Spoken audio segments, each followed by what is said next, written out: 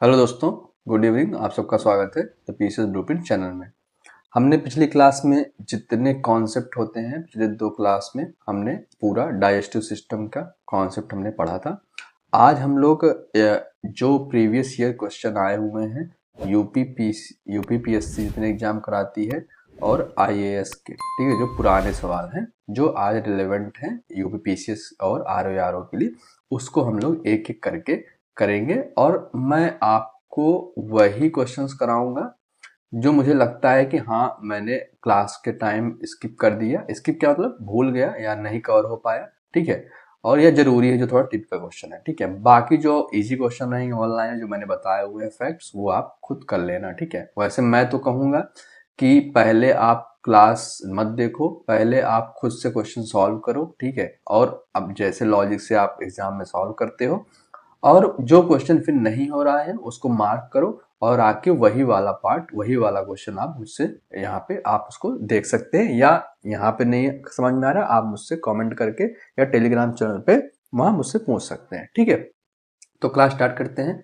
पहला क्वेश्चन है आईएएस का। इसमें पूछा है कि in human body the liver has an important role in fat digestion, ठीक है। तो अब हमसे यहाँ पे पूछ रहा है कि फैट डाइजेशन में लीवर का जो है वो इम्पोर्टेंट रोल होता है।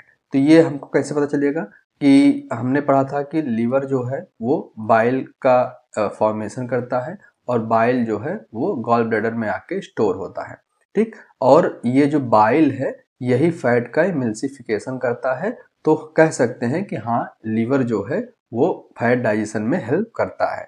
फैट एंजाइम नहीं है बाइल, लेकिन एमल्सिफिकेशन करता है, इसलिए यहाँ पे इंपॉर्टेंट है, ठीक। यहाँ पे लिखा है कि produces two fat digesting enzyme. तो ऐसा हमने कुछ नहीं पढ़ा था, हमने केवल फैट का डाइजेशन कहाँ पे पढ़ा हुआ है, स्मॉल इंटेस्टाइन में, स्मॉल इंटेस्टाइन के ड्यूडेनम वाले पार्ट में जो पैनक्रियाटिक जूस से लाइपेज एंजाइम आता था, वो बाइल के एमल्सिफिकेशन से और लाइपेज एंजाइम के फंक्शन से वो कन्वर्ट होता था किसमें, मोनोग्लिसराइड और डाइग्लिसराइड में। बाद में वो जेजुनम मोरेलियम वाले इंटेस्टाइन, स्मॉल इंटेस्टाइन के पार्ट में वो फर्दर किसमें, फैटी एसिड और ग्लिसरॉल में कन्वर्ट होता था। तो ये हमने पढ़ा हुआ था। तो ये क्वेश्चन जो है आपको यहाँ पे नॉर्मल क्वेश्चन लगेगा, इजी क्वेश्चन लगेगा, ठीक है। एक्सप्लेनेशन भी आप देखोगे तो वही चीज सेम चीजें, secretion of bile, storage of fat, synthesis of urea, यहाँ पे लीवर के दिए हुए, ये सब जब हम लोग ये सब चैप्टर पढ़ेंगे तब करेंगे, ठीक है। यहाँ पे मेन था कि बाइल जो है वो डाइजेस्टिव एंजाइम लैक करता है, नहीं प्रेजेंट होते हैं उसमें, लेकिन फिर भी करता है क्योंकि ये इमल्सिफिकेशन करता है, ठीक है। यही चीज यहाँ पे लिखी हुई है जो हमने बताया हुआ था, ठीक।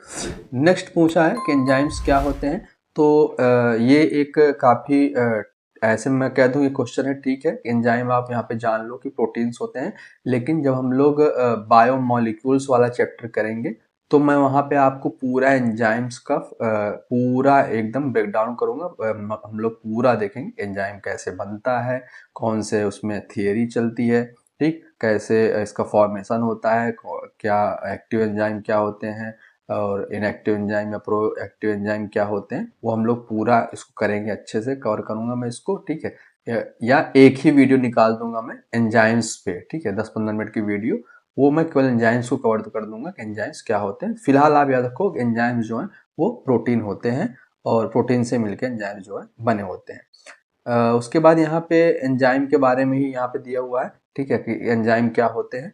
तो इसको हम लोग तभी करते हैं, ठीक है। फिलहाल यहाँ कैटलिस्ट वगैरह जो भी दिया हुआ है ये सब हम लोग सब करेंगे उसमें। एक मैं 10 मिनट की वीडियो इसकी जस्ट खत्म होने के बाद ही मैं कर दूंगा, ठीक। उसके बाद यहाँ पे दिया है production of which one of the following function of the liver, ठीक है।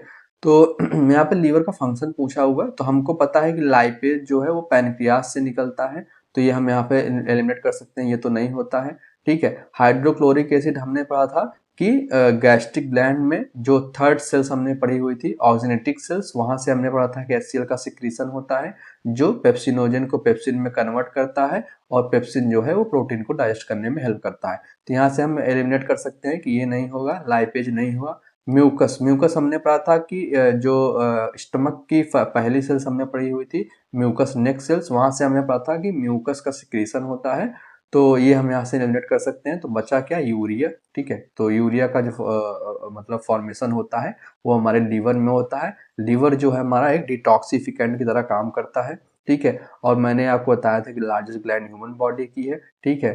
और बाकी जो चीज़ें मैंने बताई, स्टोरेज फैट, बाइल, ठीक है, ये अमोनिया को यूरिया में कन्वर्ट करता है, और इसलिए इसको हम लोग डिटॉक्सिफाइंग ग्लैंड बोल सकते हैं, ठीक है। तो ये हमने से पढ़ा हुआ था, ठीक। उसके बाद यहाँ पे पूछा हुआ है कि डाइजेशन ऑफ लिपिड्स, लिपिड्स मतलब कि फैट्स का यहाँ पूछ रहा है, ठीक है, कि कहाँ पे in the takes place in the presence of some of the following, ठीक है, मतलब पूछ रहा है कि लिपिड का जो डाइजेशन होता है वो किसके प्रेजेंस में होता है। तो पहला दिया हुआ है बाइल एसिड्स। तो हमने पढ़ा था कि बाइल जो है वो कहाँ पे गॉलब्लैडर में स्टोर होता है, लीवर्स में बनता है, और ये एंजाइम जो है इसमें कोई प्रेजेंट नहीं होता है। इसमें दो पिगमेंट होते हैं, बिलिरुबिन और बिलिवर्डिन, ये हमने पढ़ा हुआ था। इसमें कोलेस्ट्रॉल प्रेजेंट होता है, ठीक है, और ये फैट के डाइजेशन में हेल्प करता है, कैसे, इमल्सिफाई करने में, ठीक है। तो हम ये कह सकते हैं कि बाइल एसिड जो है ये करता है, ठीक है। सेकंड है लाइपेज। तो हमको तो याद ही रहना चाहिए कि लाइपेज जो है फैट डाइजेशन का एंजाइम है, ठीक है, लाइपेज फैट डाइजेशन का, एमाइलेज स्टार्च या कार्बोहाइड्रेट डाइजेशन का, ठीक है, और पेप्सिन, काइमोट्रिप्सिन, ठीक है, और कार्बोक्सीपेप्टाइडेज, ठीक है, ट्रिप्सिन, ये किसके होते हैं, ये प्रोटीन डाइजेशन एंजाइम होता है, ठीक है। इस बार अभी पीसीएस में काइमोट्रिप्सिन पूछा हुआ था, ठीक है, तो याद रखना, ठीक है। तो यहाँ पे पेप्सिन पता है मुझे कि ये प्रोटीन से होता है, पी से पेप्सिन, पी से प्रोटीन, तो हम ऐसे भी कर सकते हैं, ठीक है, याद करने का ट्रिक। तो ये हट जाएगा यहाँ से, तीसरा ऑप्शन देखेंगे इसमें हट जाएगा, इसमें हट जाएगा, बचा 1 एंड 2। तो ये हमको ऐसे पता चला है 1 तो होगा ही होगा, तो बाइल एसिड होगा, बचा लाइपेज। लाइपेज हमको याद है कि ये फैट को कन्वर्ट करता है, पैनक्रियाटिक जूस में ये प्रेजेंट होता है, ड्यूडेनम में एक्शन होता है इसका, और लाइपेज जो है फैट को मोनोग्लिसराइड या डाइग्लिसराइड में कन्वर्ट कर देता है, ठीक। नेक्स्ट क्वेश्चन है कि इसमें से पूछा है कि नॉट अ डाइजेस्टिव एंजाइम, ठीक है। तो हमने पढ़ा ट्रिप्सिन, पढ़ा है हमने, टाइलिन या सलेवरी अमाइलेज हमने पढ़ा हुआ, पेप्सिन हमने पढ़ा हुआ, गैस्ट्रिन नहीं होता है, आपको पता है नहीं होता। गैस्ट्रिन क्या है, गैस्ट्रिन यहाँ पे आप देखोगे कि एक हार्मोन है, ठीक है। गैस्ट्रिन और गैस्ट्रिक ग्लैंड से कंफ्यूज नहीं होना। गैस्ट्रिन जो है एक पेप्टाइड हार्मोन है, जो गैस्ट्रिक एसिड एचसीएल हमने पढ़ा हुआ था, पैराइटल सेल्स यहाँ लिखा हुआ है ना, तो हमने जो पढ़ा था ऑक्सीनेटिक सेल्स या पैराइटल सेल्स, ठीक है। ये हार्मोन जो है ये स्टिमुलेट करता है एचसीएल के प्रोडक्शन को, ठीक है। ये मतलब एक तरह का मैसेज भेजता है पैराइटल सेल्स को कि भाई तुम एचसीएल को सिक्रीट करो, क्योंकि एचसीएल की हेल्प से क्या होता था, जो पेप्सिनोजन है वो कन्वर्ट होता था एक्टिव एंजाइम पेप्सिन में, ठीक है। तो ये कह सकते हैं गैस्ट्रिन हार्मोन का रोल होता है। गैस्ट्रिन हार्मोन जो है वो पैराइटल सेल या ऑक्सीनेटिक सेल्स को स्टिमुलेट करती हैं एचसीएल के प्रोडक्शन के लिए, और एचसीएल जो है पेप्सिनोजन को पेप्सिन में कन्वर्ट करता है, ठीक है। यहाँ पे लिखा है it is released by G cells in the pyloric antrum of the stomach, duodenum and the pancreas, ठीक है।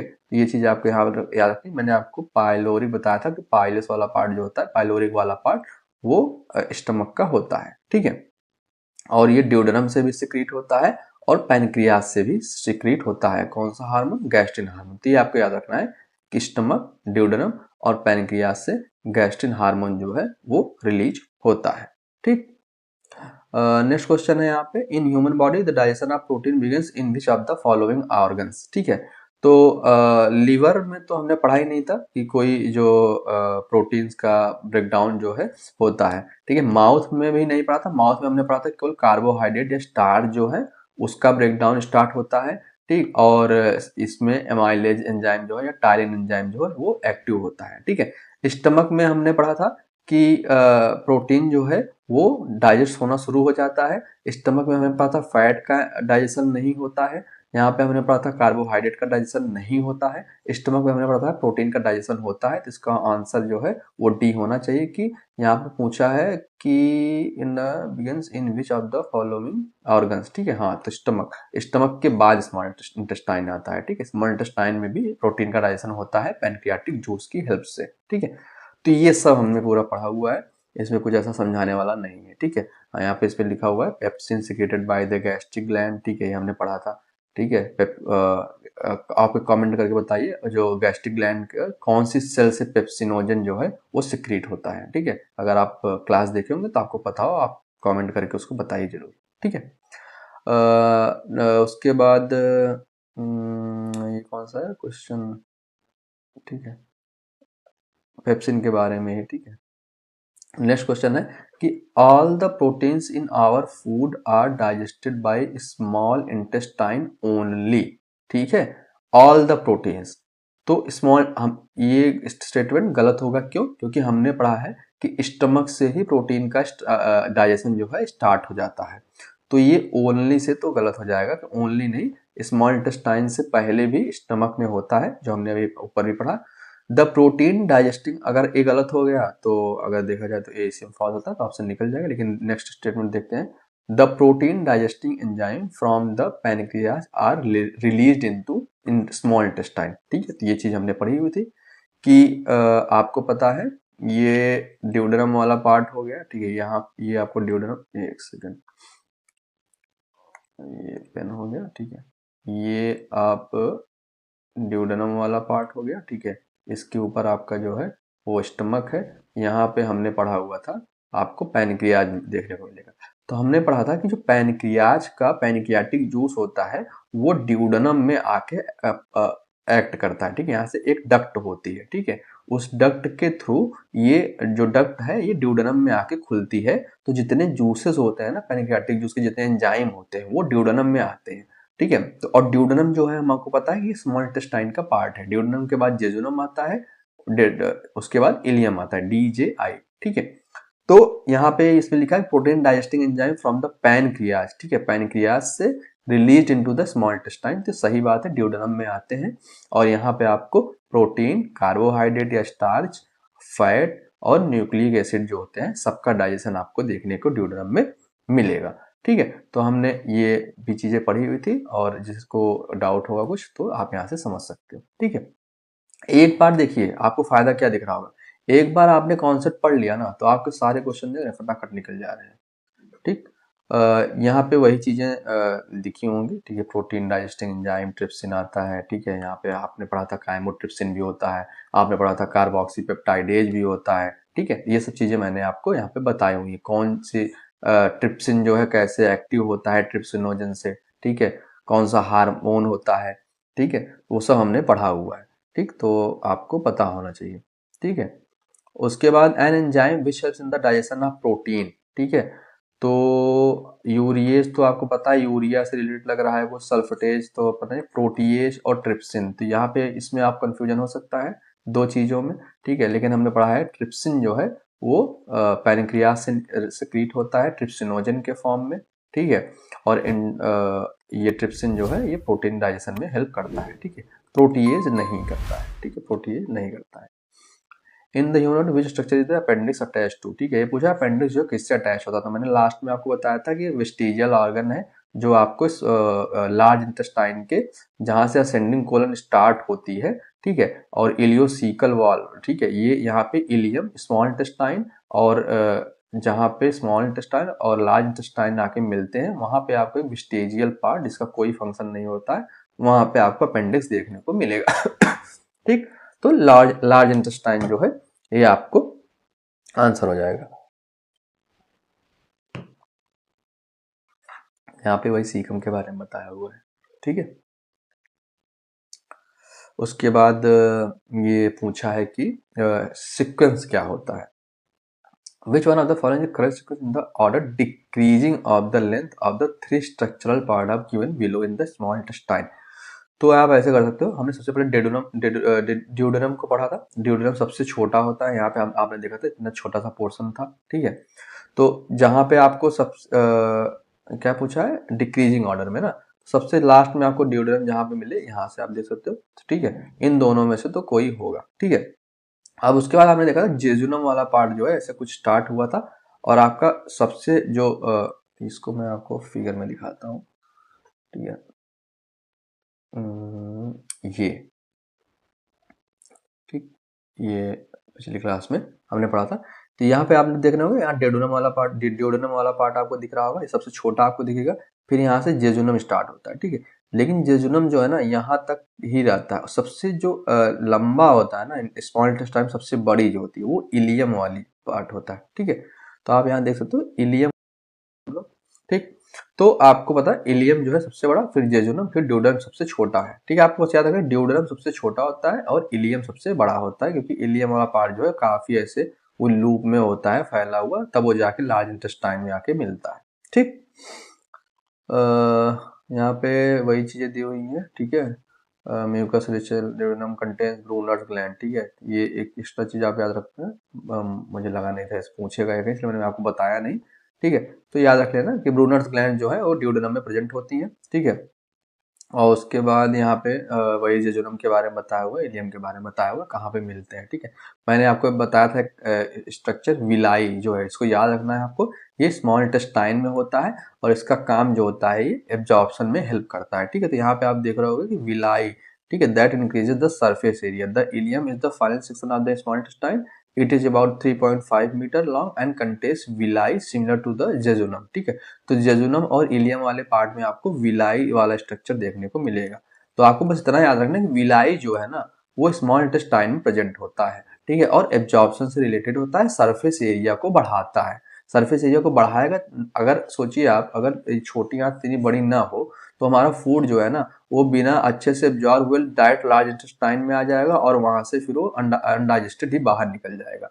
तो स्मॉल इंटेस्टाइन का सरफेस एरिया इसीलिए ज्यादा होता है ताकि हमारे फूड को जाने में टाइम मिले और जो न्यूट्रिएंट्स जो है इंपॉर्टेंट और वाटर का जो है वो एब्जॉर्प्शन जो है अच्छे से हो सके। ठीक है, इसलिए इसकी सरफेस एरिया जो है बहुत ज्यादा होता है। नेक्स्ट क्वेश्चन देखते हैं। ठीक, हाँ ये क्वेश्चन अच्छा है। ठीक है, इसमें पूछा है कि human body is incapable of digesting cellulose. ठीक है, उसके बाद दिया है कि starch degrading enzyme diastase is found in human body. ठीक है, अब यहाँ पे दो चीज दिया हुआ है, एक आपको दिख रहा होगा सेलुलोज, एक आपको यहाँ पे दिख रहा होगा स्टार्च। तो सबसे पहले आपको समझना होगा कि सेलुलोज और स्टार्च जो होते हैं ना वो अलग अलग टाइप के कार्बोहाइड्रेट ही हैं, लेकिन सेलुलोज जो है वो हम डाइजेस्ट नहीं कर सकते क्योंकि हमारे पास कोई सेलुलोज को डाइजेस्ट करने के लिए एंजाइम्स जो है वो प्रेजेंट नहीं होते हैं। आपने टर्माइट्स का नाम सुना होगा। ठीक है, आप टर्माइट्स जानते होंगे, ये क्या होते हैं, आपकी लकड़ियों में जो गेट दरवाजे होते हैं, खिड़की होती है, उसमें कहते हैं दीमक लग गए हैं। आपको ये पता होना चाहिए, पता होगा कि जो ये टर्माइट्स होते हैं इनमें एक ऑर्गेनिज्म जो है इनके इंटेस्टाइन में प्रेजेंट होता है। ठीक है, जो सेलुलोज को ब्रेक करता है टर्माइट्स के लिए। ठीक है, इसलिए आपको टर्माइट्स जो है यहाँ पे देखने को मिलेंगे लकड़ियों के चीजों पे। ठीक है, हम स्टार्च को डिग्रेड करते हैं। ठीक है, ये बात सही है। और डायस्टेज एंजाइम मैंने आपको बताया था स्मॉल इंटेस्टाइन में आपको देखने को मिलेगी, और ये जो है स्टार्च के ब्रेकडाउन में हेल्प करती है। हमने पढ़ा था स्टार्च का जो ब्रेकडाउन है वो माउथ से ही स्टार्ट जाता है, यानी माउथ से ही आपको इसका डाइजेशन देखने को मिलेगा। और 30% ऑफ स्टार्च जो है वो माल्टोज में कन्वर्ट हो जाता है एमाइलेज के थ्रू, जो हमारे सलेवरी एमाइलेज या टाइलिन एंजाइम प्रेजेंट होता है। ये चीज मैंने आपको बताई थी। ठीक है, तो आप यहाँ पे देख सकते हो कि उसके बाद जो माउथ से स्टमक में जाता है, स्टमक में स्टार्च का डाइजेशन नहीं होता है। फिर स्मॉल इंटेस्टाइन में आपने पढ़ा था कि एमाइलेज एंजाइम जो है ये इसको डाई सैकेराइड्स में तोड़ देता है। ठीक है, उसके बाद यहाँ से हमारा जो है स्टमक स्मॉल इंटेस्टाइन में फर्दर उसका ब्रेकडाउन होता है। ठीक है, तो यहाँ पे लिखा हुआ है enzyme that can digest cellulose not found but starch enzyme diastase which break starch into maltose are found in human saliva. ठीक है, जिसको हमने क्या बोला था, सेलेवरी एमाइलेज या टाइलिन बोलते हैं। Thus both statements are correct, वो cellulose can not be digested due to diastase. उसके बाद है in human body most of digestive process takes place in, तो आपको पता है स्मॉल इंटेस्टाइन में मैंने आपको बताया था यहाँ पे प्रोटीन का भी, कार्बोहाइड्रेट का भी, और फैट का भी, न्यूक्लिक एसिड का भी, सबका डाइजेशन आपको ज्यादातर स्मॉल इंटेस्टाइन में देखने को मिलेगा। लार्ज इंटेस्टाइन में हमने केवल एब्जॉर्प्शन का पढ़ा था। ठीक है, यहाँ पे वाटर का एब्जॉर्प्शन होता है। स्टमक में केवल 4 से 5 घंटे फूड रहता जरूर है, लेकिन यहाँ पे आपको केवल प्रोटीन का डाइजेशन देखने को मिलेगा। ठीक है, पैनक्रियाज में कोई डाइजेशन होता ही नहीं है, ये सिक्रीट करता है अपना जूस कहाँ पे, अपना एंजाइम ड्यूडेनम वाले पार्ट में जो स्मॉल इंटेस्टाइन का पार्ट है। ठीक है, तो ये क्वेश्चन आपको यहाँ से हो जाएगा। ठीक, ये वही रिपीटेड क्वेश्चन है। यहाँ पे आपको ये रेनिन जो है, ये जब हम लोग एंडोक्राइन ग्लैंड पढ़ेंगे तो वहाँ पे मैं आपको दोनों के बारे में बताऊंगा, ठीक है। उसके बाद नेक्स्ट क्वेश्चन, विटामिन एंजाइम, ठीक है। इसमें नॉर्मल क्वेश्चन पूछा हुआ है, ठीक है। इसमें कौन सा विटामिन है और कौन सा एंजाइम है, ठीक है। कौन सा हार्मोन है, कौन सा प्रोटीन है, ठीक है। तो हार्मोन आपको टेस्टोस्टेरोन हो जाएगा, प्रोटीन जो है आपको पेप्सिन से रिलेटेड देखने को मिल जाएगा, ठीक है। नहीं नहीं, यहाँ पे प्रो एंजाइम भी पूछा हुआ है, तो एंजाइम जो है ये पेप्सिन आपको देखने को यहाँ पे मिल जाएगा, ठीक है। और प्रोटीन जो है आपको ये कहाँ पे, क्रिएटिन जो है आपको, ये क्रिएटिन जो है प्रोटीन देखने को मिल जाएगा, ठीक। तो अगर हमको यहाँ से देखें, हमने एंजाइम पढ़ा हुआ है अभी, तो एंजाइम जो है वो पेप्सिन है, तो बी का वन हमको इन दोनों में दिख रहा है, ठीक है। ए का 2 दिख रहा है, तो यानी विटामिन जो है वो कैरोटीन हो गया, ठीक है। ए का 2 हो गया। और हार्मोन जो है हमको टेस्टोस्टेरोन, इतना तो पता ही होता है सबको, तो सी का 4 वाले से ऑप्शन आपका निकल जाएगा, ठीक। उसका नेक्स्ट क्वेश्चन देखते हैं, the stone present in human gall bladder primarily affect the digestion of, ठीक है। तो गॉल ब्लैडर, तो गॉल ब्लैडर का काम क्या था हमें पता है, कि बाइल को स्टोर करता है, ठीक है। बाइल को स्टोर करता है। अब सोचिए कोई स्ट्रक्चर है, ठीक है, और जो थोड़ा डक्ट टाइप का, नली टाइप की है, और उसी नली के बीच में कोई स्टोन आ जाए, ठीक है। तो यहाँ से आप सोचिए जो एक सेकंड, ठीक है, एक बाइल जैसा कोई स्ट्रक्चर है, ठीक है। अब इस पे कोई ऑब्स्ट्रक्शन टाइप का, यहाँ पे आपको एक स्टोन देखने को मिल जाए किसी रीजन से, यहाँ पे आपको एक स्टोन का फॉर्मेशन हो गया, ठीक है ना। बोलते हैं पित्त की थैली में स्टोन, ठीक है। तो गॉलब्लैडर को पित्त की थैली बोलते हैं। अब यहाँ से बाइल का सिक्रीशन हो रहा है, बाइल यहाँ से जा रहा है कहाँ पे, ड्यूडेनम वाले एरिया में, ठीक है। ये आपका ड्यूडेनम वाला एरिया है। अब आप यहाँ से देखो, यहाँ इस ऑब्स्ट्रक्शन की वजह से, इस बाधा की वजह से, ये जो बाइल जूस है ये अच्छे से जो है ड्यूडेनम में नहीं पहुंच पाएगा। तो जब ड्यूडेनम में नहीं पहुंच पाएगा, तो हमने पढ़ा था कि बाइल का जो मेन फंक्शन होता है वो फैट का इमल्सिफिकेशन करता है, इमल्सिफिकेशन, और यही इमल्सिफिकेशन जो है फैट के डाइजेशन में हेल्प करती है, स्मॉल मिसल्स में तोड़ देती है फैट्स को, ठीक है। तो अब यहाँ से आप लगा सकते हैं, गॉल ब्लैडर जो है अगर यहाँ पे स्टोन प्रेजेंट होगा तो किसके लिए दिक्कत हो सकती है, फैट के डाइजेशन में ये कर सकती है दिक्कत, ठीक है। और अगर फैट के बाइल्स यहाँ पे अच्छे से यहाँ ड्यूडेनम में नहीं मिलेगा, तो मैंने आपको दो पिगमेंट बताए थे, बिलिरुबिन और बिलीवर्डिन, ठीक है। तो जिसको भी लग रहा होगा कुछ ज्यादा पढ़ा दे रहा हूँ, तो ऐसा कुछ नहीं है, क्वेश्चन आए हुए हैं, किसी दिन पूछ लेगा कौन से दो पिगमेंट होते हैं बाइल में, ठीक है। तो ज्यादा कुछ नहीं पढ़ा रहा हूँ, जितना पूछ सकता है, इतना पूछा हुआ है वही पढ़ा रहा हूँ, ठीक है। तो बिलीरुबिन के साथ साथ आपको बिलीवर्डिन भी याद रखना है। तो ये इसका जो है लेवल आपके ब्लड में बढ़ जाएगा, ठीक है। तो जिससे आपको इसी बोलते हैं जॉन्डिस टाइप के सिम्टम्स आपको आने लगेंगे, ठीक है। तो ये आपको याद रखना है कि गॉल ब्लैडर जो है स्टोर करता है बाइल को, जो हमारे फैट डाइजेशन में हेल्प करता है। यहाँ पे बोला है कि this is the second largest gland of the human body, ठीक है। हमने लार्जेस्ट ग्लैंड पढ़ी थी क्या, लीवर को, ठीक है। Its secretion comes out from a characteristic types of cells and is alkaline, ठीक है। तो हमको यहाँ पे ये वाला पता है, एल्कलाइन नेचर किसका होता है, हमने पैनक्रियाटिक जूस पढ़ा था 7.8 pH, ठीक है, क्लास में देखना, बताया हूँ मैं, ठीक है। Its secretion is said to be complete digestive juice, ठीक है। तो ये भी हमने पढ़ा था किसके लिए, पैनक्रियाज के लिए, क्योंकि पैनक्रियाज से जो एंजाइम रिलीज होते थे वो प्रोटीन का भी डाइजेशन करते थे, फैट का भी डाइजेशन करते थे, कार्बोहाइड्रेट या स्टार्च का भी डाइजेशन करते थे, न्यूक्लियेजेस, न्यूक्लिक एसिड जो प्रेजेंट होते थे उनका भी डाइजेशन करते थे। तो हम ये कह सकते हैं कि जो पैनक्रियाटिक जूस होता है उसका जो डाइजेस्टिव जूस होता है वो कंप्लीट होता है, ठीक है। तो इसका आंसर क्या हो जाएगा, पैनक्रियाज, ठीक है। तो अगर आपको ये चीज नहीं पता था सेकेंड लार्जेस्ट है, ठीक है, तो आप हटा दो, इससे आपको नहीं आइडिया लग रहा है। आपको यहाँ पे दो हिंट मिल रहे हैं, एल्कलाइन नेचर, ठीक है, और कंप्लीट डाइजेस्टिव जूस, ठीक है। तो ये अच्छा क्वेश्चन है, ये ऐसे क्वेश्चन को अलग तरीके से फ्रेम किया जा सकता है, ठीक है। तो यहाँ पे लिखा हुआ है द लीवर लार्जेस्ट ग्लैंड है, और पैनक्रियाज जो है वो सेकेंड लार्जेस्ट है। ये पैनक्रियाज के बारे में मैंने आपको और बताया था, ये एंडो और एक्सो दोनों टाइप की ग्लैंड है, एंडोक्राइन ग्लैंड और एक्सोक्राइन ग्लैंड दोनों होती है, ये भी मैंने आपको पैनक्रियाज के बारे में बताया हुआ था। और इसको मिक्स्ड ग्लैंड भी इसीलिए बोलते हैं, ठीक है। तो ये सब चीजें मैंने आपको बताई थी, ठीक है। तो इतने क्वेश्चन जो है आपके ये घटना चक्र में एमसीक्यू जो प्रीवियस ईयर में आए हुए हैं यूपी पीएससी के द्वारा और यूपीएससी में जो पूछे गए थे, ये मैंने आपको यहाँ पे कवर करवाया है। ठीक है, अगर आपको कोई भी इसके बाद भी डाउट हो या आपको ऐसा लग रहा हो कि मैं बहुत ज़्यादा बता दे रहा हूँ, कुछ ज़्यादा ही कॉन्सेप्ट बता दे रहा हूँ, तो ऐसा कुछ नहीं है।